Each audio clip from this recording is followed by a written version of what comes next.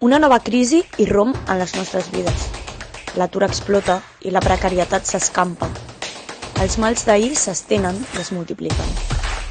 Social, econòmica o climàtica, la crisi és el sistema. La tan enyorada normalitat ens ha dut on som. I els joves no podem romandre indiferents i de braços plegats, mentre els poders fàctics fan el que sigui perquè el resultat de la crisi sigui més del mateix. Que canviï tot perquè no canviï res. El moment exigeix passar a l'acció. No volem tornar a la normalitat, volem superar-la, transgredir els límits del capitalisme i posar solucions radicals als problemes d'un sistema que no respon a les nostres necessitats, demandes i ambicions. Avall amb una normalitat en què s'exigeix competència impetuosa a canvi de prosperitat material que la majoria no veurem mai.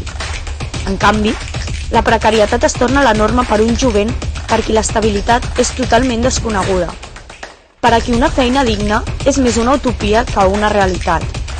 La normalitat és on pel benefici d'una minoria oligàrquica l'habitatge es torna inaccessible per les classes populars, on els estudis superiors encara no estan a l'abast de tothom i on la mercantilització de l'educació posa la pública a mercè del sector privat, on no disposem d'un estat propi per catapultar-nos cap a un futur més digne.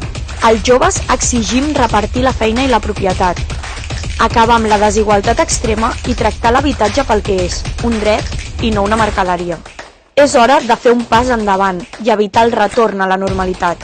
Trenquem amb un estat oligàrquic per avançar cap al socialisme. Volem governar-nos per crear un futur on ser lliures, on l'educació no sigui un privilegi i el treball una necessitat. Volem un país per la seva gent, una república catalana de les classes populars. Jove, organitza't, guanyem el futur.